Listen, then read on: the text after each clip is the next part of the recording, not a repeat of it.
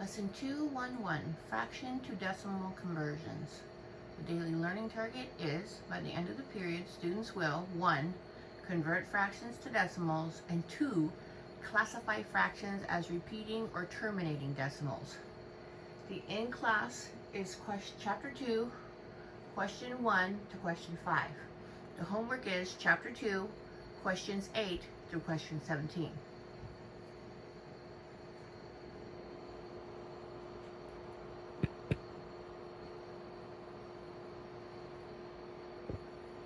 Alright, I think that's good.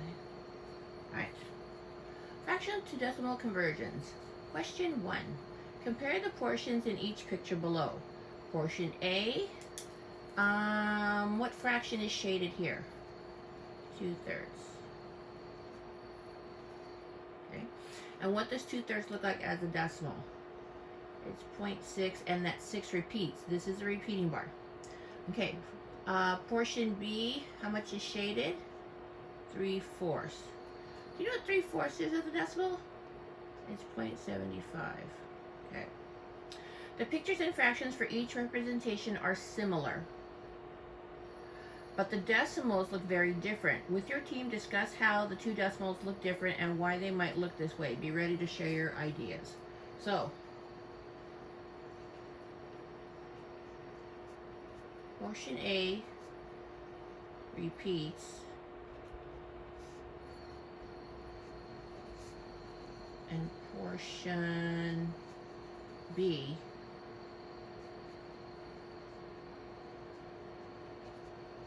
terminates. Terminate means that it stops. There isn't a number after the 5. This one, however, repeats because the number after the 6 is always going to be a 6. Alright. Let's scoot this up. Question 2. Get all of question 2 in there? Yes, I can. Alright. In lesson 115, you wrote fractions like 1/9 as a decimal by dividing on your calculator. Look at how division works.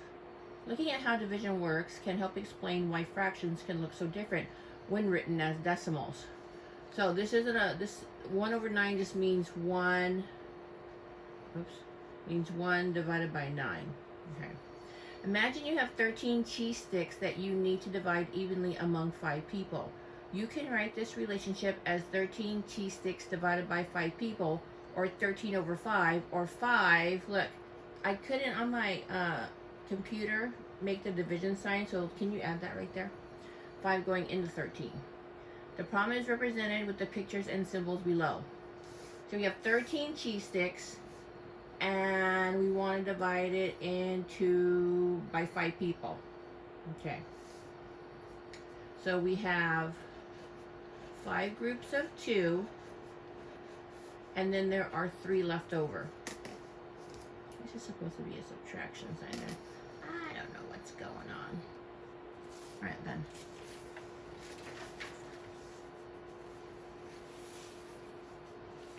Okay, let's go to the next page. Oh, I wrote on my table. Okay. Next page.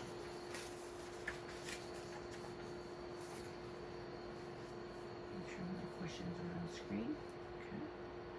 So talk with your team about how this diagram represents dividing 13 by 5 or 13/5. Why are there 5 groups of 2 pieces?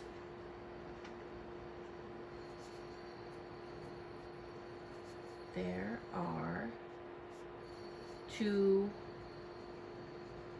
whole pieces in each, in each of the 5 groups, with 3 left over. That's a V. Okay. What does the 2 above the division symbol represent? 2 whole pieces in each group. 2 whole pieces in each group. That's a P, right? What does the 10 represent?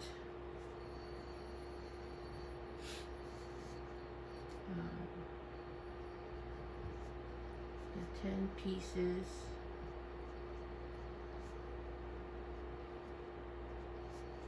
that have been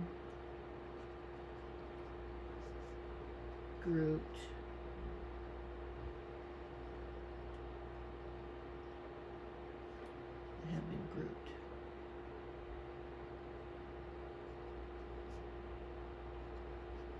Okay, so there's the 2 meaning the whole pieces, and then the 10 is the 5 times 2. Where are the 3 leftover pieces in the symbols? They are below the 10. See? The 3 extra pieces are below the 10. All right. Our number system is based on powers of 10. So to share the 3 leftover pieces between the 5 people, you would divide the pieces in the 10. So then that's when they bring this 0 down. Add a decimal point in the dividends to show that the 3 whole pieces are being rewritten as 30 tenths, or 3.0. Okay, so there it is right there. Okay. Screwing up. Determine how many tenths that each person gets. Well, 5 goes into 30 6 times, so each person will get 6 of the 10 pieces. Then show where this is written in the problem and complete the division process. The 6 is written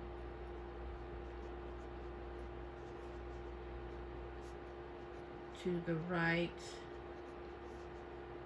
of the decimal.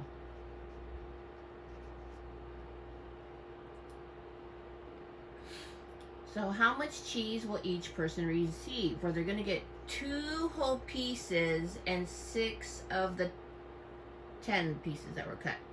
And this reduces to 2 3/5. But as a decimal up here, we got 2.6.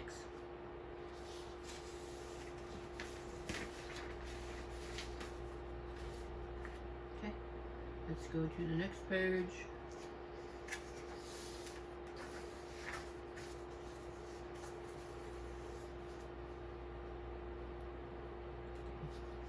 It says, unit at 3/4 can be written decimally as 0.75. To see why this is so, set up your own division problem and rewrite 3/4 as a decimal. Don't use a calculator. Ooh, okay. So, each bold line in the diagram represents 1 piece. Are there enough whole pieces to put some in each of the 4 groups? Well, if I only have 3 pieces, is each of the 4 groups going to get a whole piece? Well, there's only 3 whole pieces, so this is a no. Because you're not going to get a whole piece. Explain. There are 3 pieces and 4 groups. Divide each of the whole pieces into tenths and then divide those into 4 groups. How many tenths are in each group? Okay, so if I did this,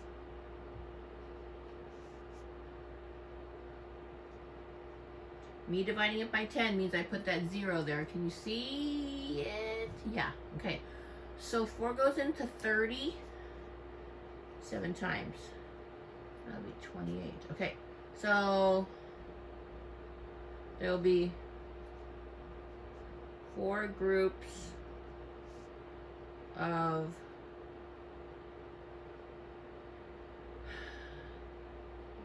7 tenths. I can't run into there. Are there any left over? Well, when I divide this, there's a 2. Oh, how many are left over? There's 2 tenths left over. Then if we divide those into 10 pieces by putting another 0 here, okay, how many times will the 4 go into 20. Oh no, because I put a 0 there, that became, what fraction of the original is a new piece? Well, 10's hundredths, it's hundredths. 1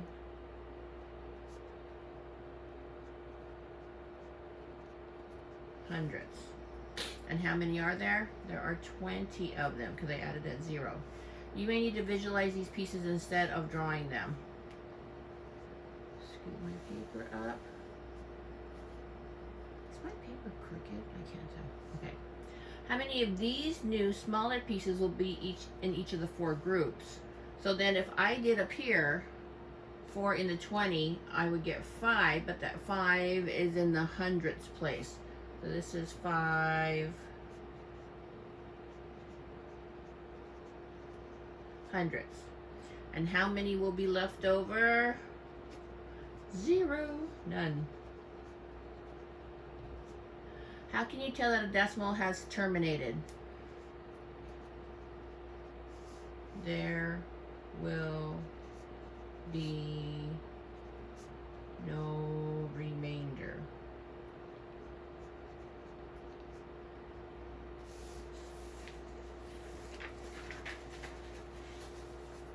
This is a long one, eh? All right.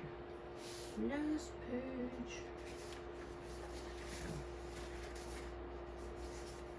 To see why 2/3 does not terminate, meaning it doesn't stop, rewrite it as a decimal. Follow the same procedures used in the previous problem. Be sure not to use a calculator. All right.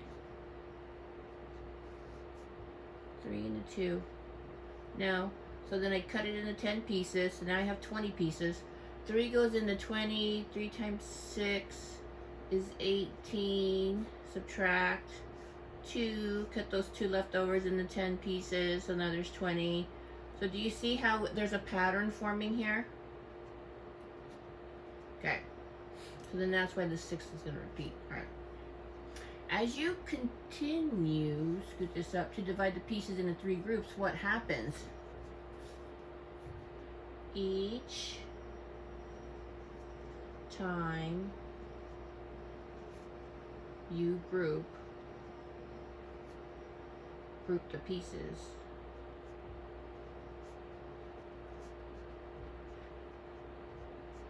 my writing is bad today. There are 2 leftover. There are 2 leftover. How is the process of dividing 2/3 the same as dividing 2/3? What? Okay, there's a typo here. This is supposed to be 3/4. Let's change this one to 3/4. So how is the process of dividing 3/4 the same as dividing 2/3? And how is it different? Okay. Terminates. Oh. No, here. The remainder for 2 divided by 3 never equals 0. Why does one terminate but the other does not?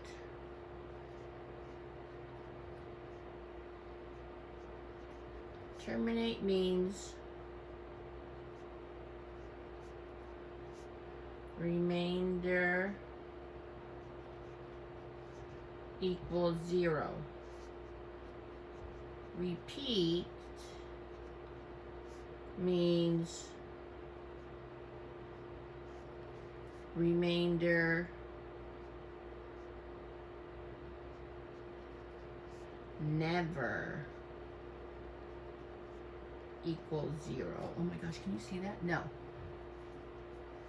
Never equals 0. There, scoot that over. Okay. So terminate means remainder equals 0. Repeats means remainder never equals 0. All right.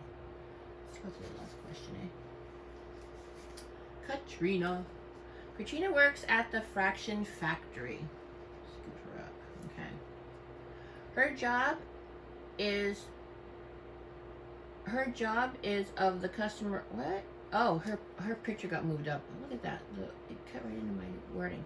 Her job is to sort all of the customer orders into 2 groups, terminating decimals and repeating decimals. Katrina's boss wants her to write 20/33 as a decimal without using a calculator. Katrina's work so far is shown at the right. I should have just taken her picture out. What results did she get each time she subtracted? So each time she subtracted, she got 2 and then she got a 20. So she got, oh my gosh, the person who typed this made a mess. A 20.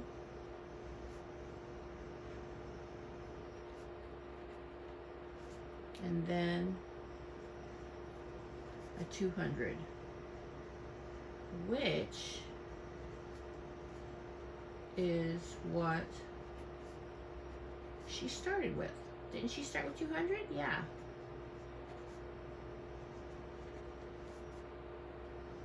Okay. Will the decimal for 20/33 terminate or repeat? It's going to repeat. Because I don't see that 0. How do you know? She keeps getting the same remainder.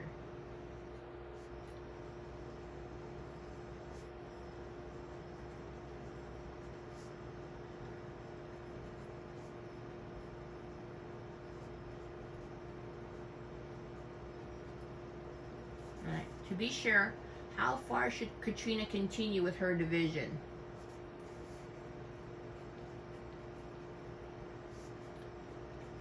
After the second time, she should see a pattern of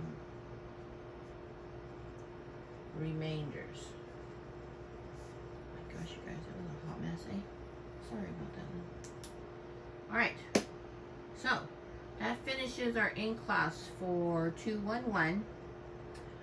You can go ahead and start your homework, which is Chapter 2, questions 8 through 17. Don't forget to show your work.